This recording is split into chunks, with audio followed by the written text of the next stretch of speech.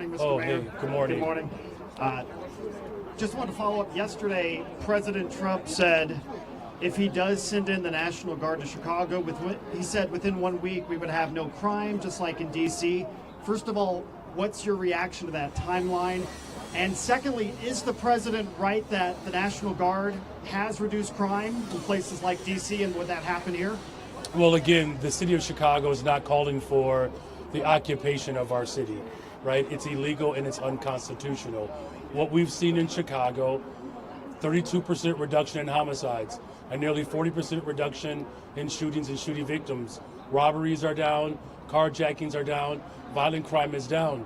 Just like what is happening in cities like Baltimore, in Birmingham, Oakland, Los Angeles. Here's a better question. What should President Trump and the federal government do to ensure that the success that we are having continues? That's what we're asking the federal government, to actually invest in our cities. If we actually do that, we'll continue to see the type of positive trends that we're experiencing. But is he correct that crime has gone down with the National Guard in D.C.? And what do you think about his timeline of no crime in Chicago after a week if the Guard comes here? Look, crime is my top priority. It's what I think about every single day when I wake up and before I go to bed. We're working in a collective way to drive violence down in Chicago.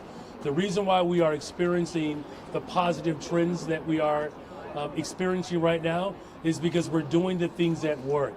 If Trump and the federal government is actually serious about driving violence down in the city of Chicago, why would he withhold over $800 million for violence prevention? Why would he take away Medicaid? Why would he take away SNAP?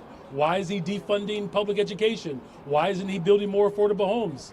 And so we're going to do the things that are working here, just like what we've committed to doing. And so far, we're obviously moving in the right direction. More work to be done, but that work is certainly working. Hey, Mayor. Hey.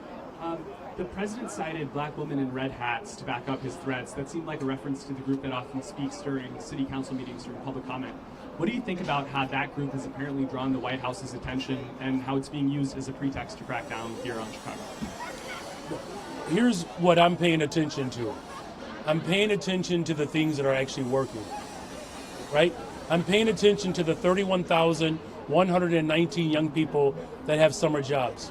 We're paying attention to the 4,000 affordable homes that we've built, and we're on pace to build 10,000. I'm paying attention to the work that we're doing to provide mental health support services. I'm paying attention to how we're going to actually make sure that working people can thrive in this city. The reason why we're experiencing the positive trends is because we're actually doing the work that works. That's the most important thing to note here. As we continue to invest in communities that have been historically disinvested in, that's how we drive violence down. The federal government has a responsibility to do its part by funding education, funding Medicaid, funding SNAP, supporting our veterans. That's the work that the federal government should do. That's what we're calling for in Chicago and in cities across America. What do you hear from black Chicagoans, and do you think those people who he apparently cited speak for the community? Well, look, here's what I do know of someone who lives on the west side of Chicago. We want investment. We want investment. That's why we put forth a $1.25 billion economic development plan. That's investment. It's why we put millions of dollars into providing dignity for those who are without homes. It's why we have spent millions of dollars into our behavior and mental health care services. The city of Chicago has funded the Chicago Public Schools by a tune of $1 billion. That's what people want. They want good funded neighborhood schools. They want a transportation system that's safe and reliable. They want to be able to afford to live in this city. We're building the safest, most affordable big city in America. That's what the people are calling for, and that's what we're delivering. Good morning, Mayor. Good morning. I'm wondering if you have any concerns that all of this pushback against Trump, knowing how he responds to that, if it might kind of be like poking the bear, if you will, and could make things worse and could actually provoke him to follow through with this talk about sending in the National Guard when yesterday he seemed to waffle. Could this make things worse, all this pushback? Standing in unity is actually what's necessary when you're fighting against tyranny. I mean, could you imagine if descendants as a descendant of slaves, if my ancestors would have had that same rationale. Let's not fight against the Confederacy. Let's just try to get along, and then maybe one day they'll give us our freedom.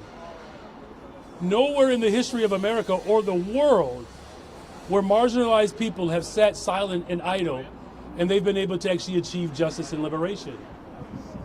The fact that you have a unified front in Chicago, where we are rejecting the occupation by the military of our cities, that's actually fighting for our democracy. That's what's required in this moment. Leading in this moment takes a great deal of courage, but we stand on the shoulders of so many people that have come before us. We have seen these type of tyrannical acts before. One thing that we know for sure, when we fight back against tyranny, the people united will always prevail. I have not seen reports of any protests in D.C. over the National Guard there. What if they were to come here, what kind of protests do you think that might spark here in Chicago as we stand here with labor groups that often tend to be involved in that? Well, look, the good thing about Chicago is that the faith and the labor community are united in terms of how we work to secure access to public accommodations, right? We're all united around funding our education system, our transportation system, housing, healthcare, good paying jobs, and environmental justice. And so I know that the people of Chicago understand the constitutional privilege of being able to elevate your voices, to be able to protest in a peaceful way. That's what I'm calling for. That's what the city of Chicago is known for. And we're confident that as we continue to unite around our shared values, that we're going to prevail even in these most difficult times. Hi. I know the message has been, don't come here, we don't want you here. If they do come here, how's the city planning for that, preparing for that? Have you spoken to, Karen Bass or DC Mayor on what to expect? Well, first of all, I've been in constant communications with my superintendent of police. And, of course, I'm not going to reveal all of our tactics, but what I can say is that we have strategically placed a plan to allow for residents, one, to be educated and to know their rights, but to ensure that we're maintaining and keeping the peace. The ultimate goal is to make sure that the city of Chicago continues to be moving in the right direction as we drive violence down the city of Chicago. Of course, I've spoken with Mayor Bass, Mayor Brandon Scott. I've spoken with Mayor Barbara Lee. Of course, I've spoken with Mayor Bowser. Look, we have a communication line and a chain that I believe is what is keeping us strong. The African American Mayors Association, the Democratic Mayors Caucus, the U.S. Conference of Mayors.